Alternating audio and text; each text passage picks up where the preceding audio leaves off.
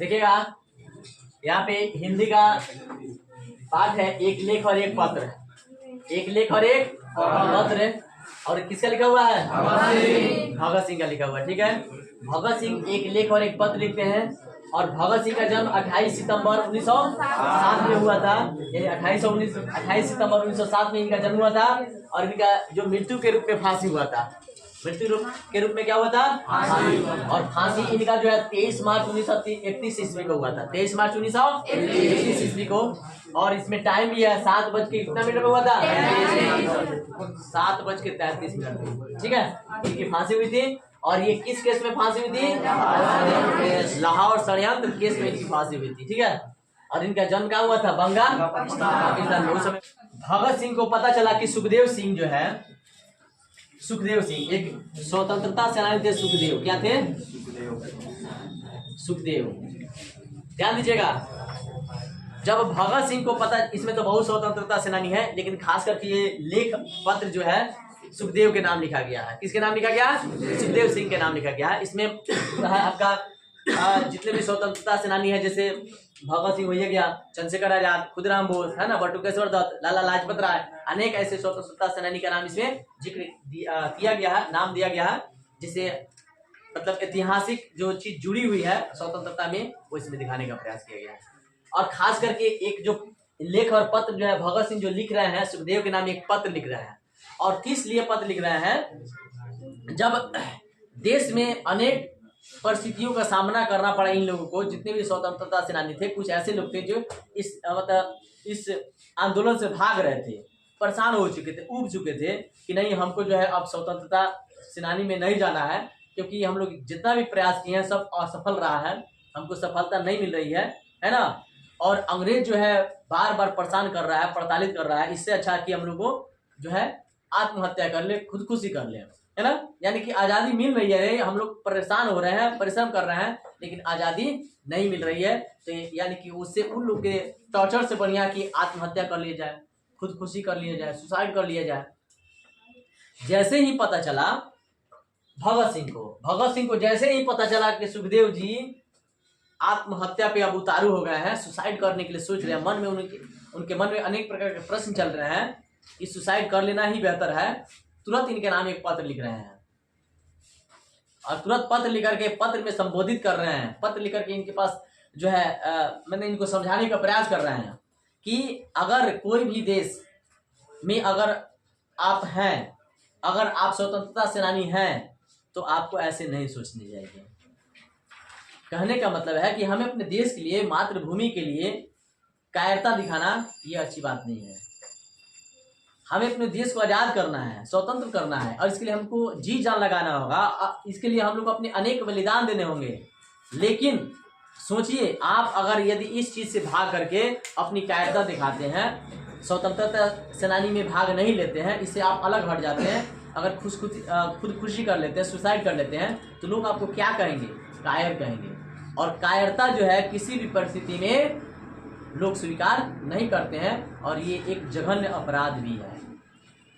Suicide करना क्या है? एक जघन्य अपराध भी है। अपने आप में कायरता सिद्ध करना है, चुनौती का सामना नहीं करना, यानी कि आत्महत्या करना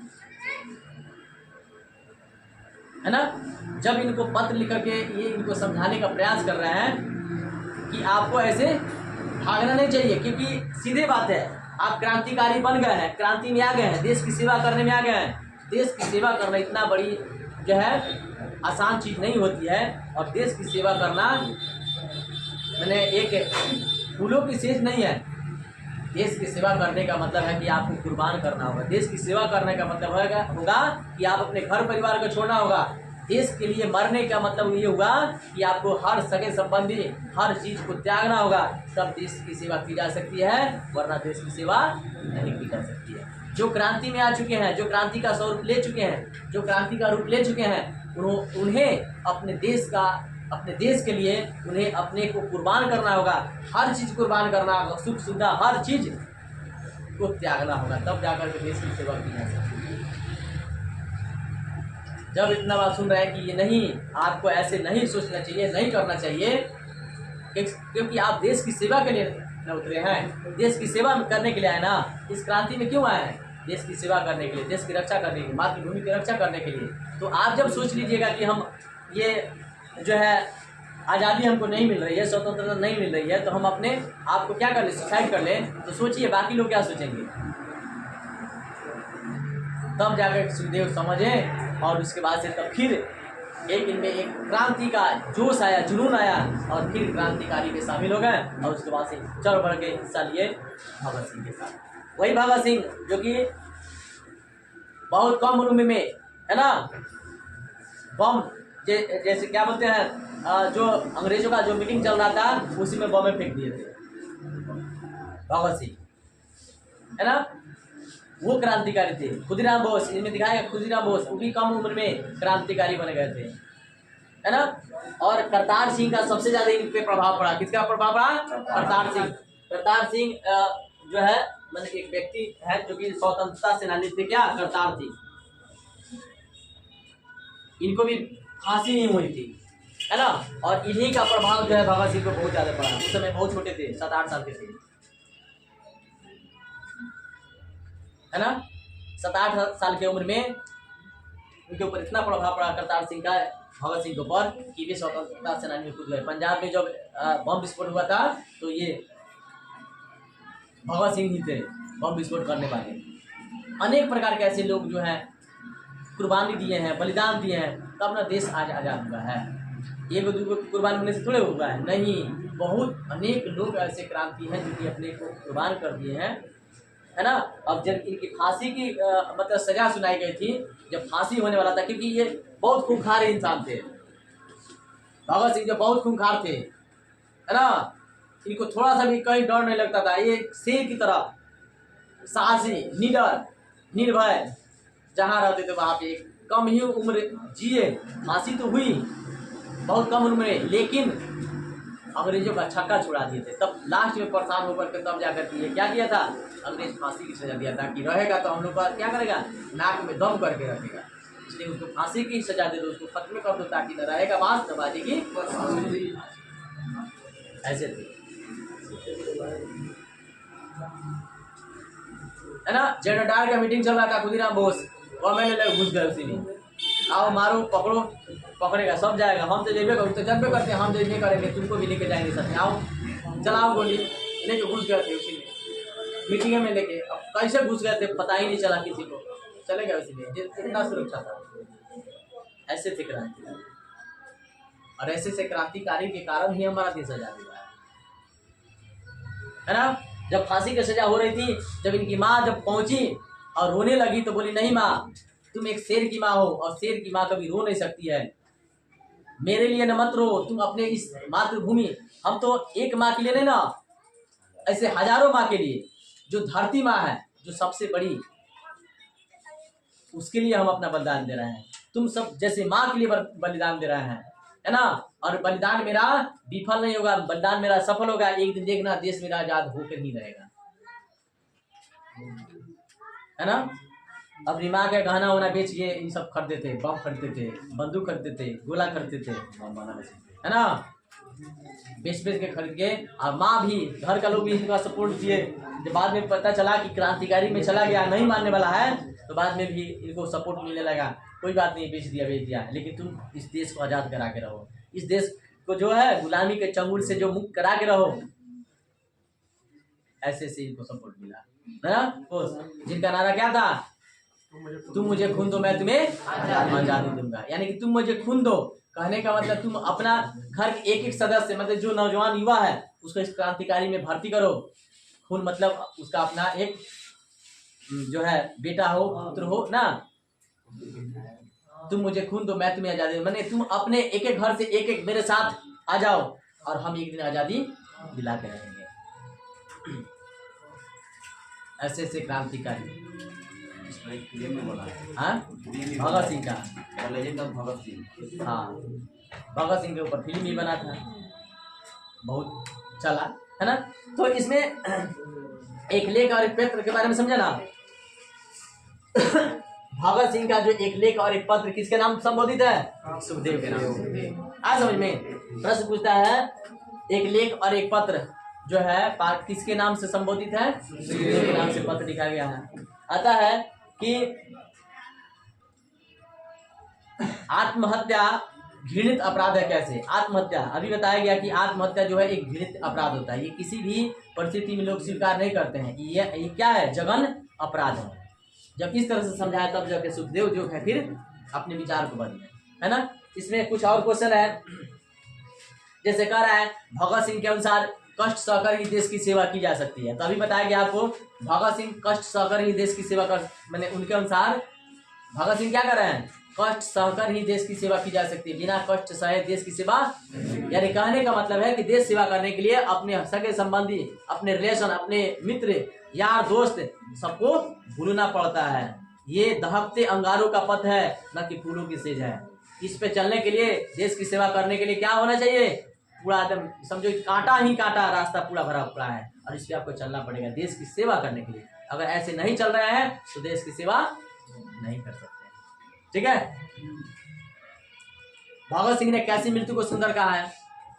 तो भगत सिंह क्या कर रहे हैं कि अगर देश सेवा के समय आपको अगर फांसी हो रही है, देश सेवा करते समय आपको अगर फांसी हो रही है, आप शहीद हो रहे हैं, तो वही मृत्यु सुंदर है, न कि आत्महत्या है। न कि आत्महत्या तो क्या है? कायरता है। ये तो क्या है? मतलब कि चुनौतियों का सामना नहीं कर, डर कर भाग करके आत्महत्या कर लिए। लेकिन अच्छी सुंदर मृत्यु किसको कहा गया है? फांसी को कहा गया है। क्योंकि फांसी होगी तो आप शहीद होंगे, आप देश के लिए मर रहे हैं, देश के लिए अपने बलिदान दे रहे हैं। और ये कहीं हर मृत्यु से बढ़िया फांसी होती है, सुंदर होती है। समझ आ रहा है? इसमें कुछ भगत सिंह जो है विद्यार्थी से अपेक्षा भी रखते हैं। जैसे इसमें प्रश्न है भगत सिंह विद्यार्थी से क्या अपेक्षा रखते हैं? तो भगत सिंह के कहने का मतलब है कि मानते हैं विद्यार्थियों का काम पढ़ाई करना है, पढ़ाई कर रहा है उसका काम है, ये उसकी पर्सनल काम है पढ़ाई करना विद्यार्थियों का। लेकिन उसके साथ साथ देश की राजनीति में भी भाग लेना बहुत जरूरी होता है, क्योंकि आने वाले समय में वही देश का भविष्य है, तो उसको जानना जरूरी होता है। हर एक स्टूडेंट को, छात्र को इस लड़ाई में आनी चाहिए, इस लड़ाई में शामिल होनी चाहिए, इस क्रांति में आनी होगी, तब जाकर के हम लोग चढ़ बढ़ के हिस्सा लेकर के देश को आज़ादी दिला सकते हैं, आज़ादी दिला सकते हैं। क्योंकि देखिए सबका सहयोग से ना होगा जी, सबके सहयोग से। देखिए देश को आज़ाद कराने का मतलब है कि हर किसी को एक एक सपोर्ट होना चाहिए। कई बार असफल क्यों हो गया? क्योंकि हमारे देश में सपोर्ट पूरा तरह से नहीं मिल पाया। लेकिन जब सपोर्ट मिला तब आज़ाद हुआ, लेकिन सपोर्ट जब तक नहीं मिला, जब तक आज़ाद नहीं हुआ। अनेक लोगों ने अपनी तो कुर्बानी दी है, लेकिन कहीं ना कहीं कुछ लोगों ने विरुद्ध भी रहा है, जिसके चलते असफलता का कारण हो गया। जिससे 1857 की क्रांति में ही आप पढ़े हैं, 1857 की क्रांति असफल क्यों हुई, पढ़ा है ना? याद आ रहा है? ठीक है, तो बस यही है। क्वेश्चन लिखिए।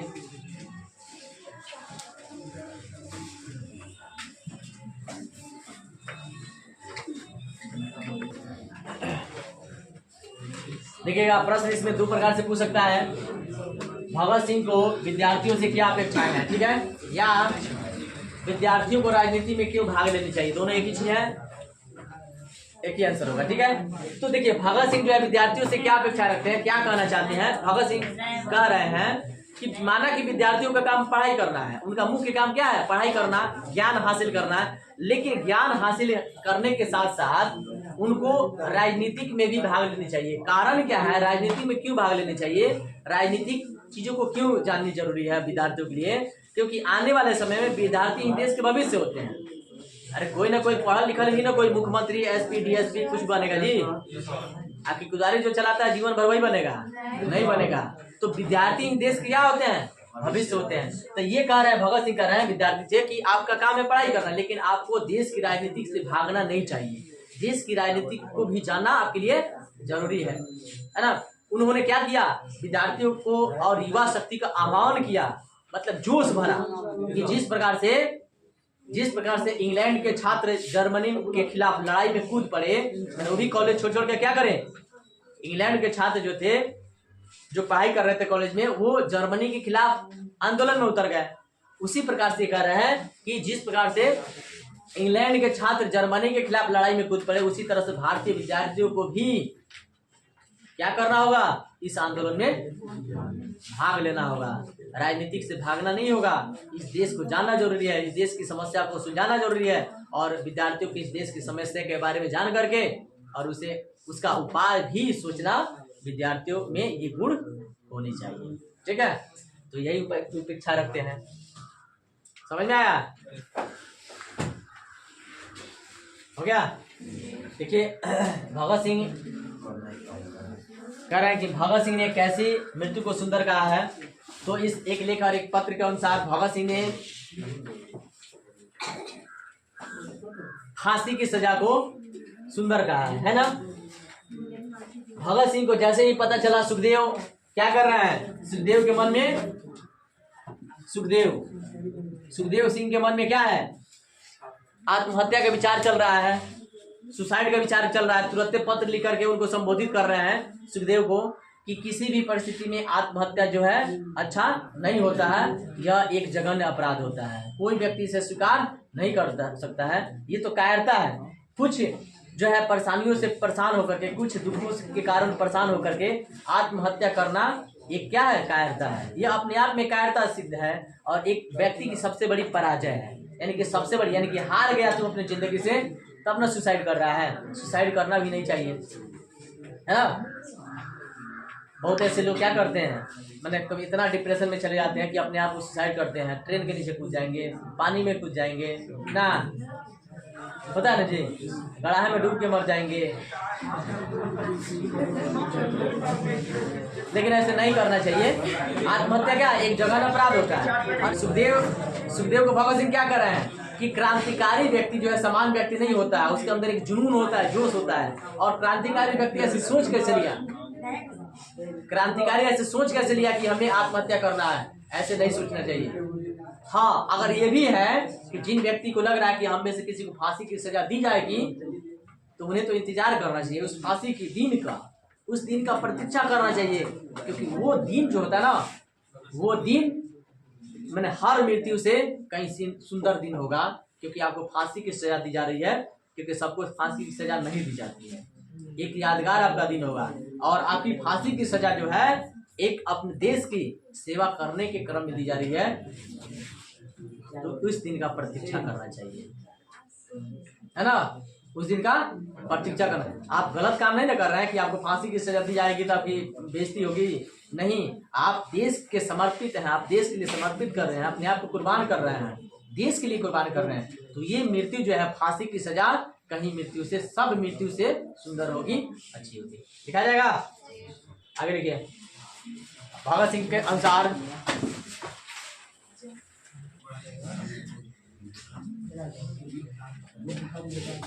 ध्यान दीजिएगा, यहाँ पे कह रहे हैं भगत सिंह के अनुसार केवल कष्ट सहकर ही देश की सेवा की जा सकती है। भगत सिंह के कहने का मतलब यह है, कहने का अर्थ यह है, इस एक लेख और एक पत्र के माध्यम से संबोधित कर रहे हैं सुखदेव को, सुखदेव के साथ साथ अन्य क्रांतिकारियों को भी संबोधित कर रहे हैं कि देश की सेवा करना आसान काम नहीं होता है।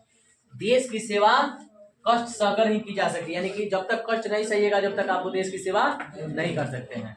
यानी देश की सेवा करने के लिए आपको हर चीज त्यागना पड़ेगा, सगे संबंधी को भूलना पड़ेगा, घर परिवार को त्यागना पड़ेगा, आपका इष्ट मित्र है ना, जितना भी है आपका सुख जो है ना, सब कुछ त्यागना पड़ता, तब जाकर के देश की सेवा हो सकता है, तब जाके आप क्रांतिकारी बन सकते हैं। अगर आप नहीं त्याग करते हैं तो आप क्रांतिकारी लायक नहीं है, आप देश की सेवा नहीं कर सकते हैं, है ना। क्योंकि क्रांतिकारी का जो पथ होता है, यानी कि देश सेवा का जो पथ होता है, जो रास्ता होता है, दहकते अंगारों का पथ होता है। क्योंकि देश को आजाद कराने में अंग्रेजों से लड़ना पड़ा, कितना लोग का कुर्बानी देना पड़ा, है ना, अनेक प्रकार के अत्याचार सहना पड़ा।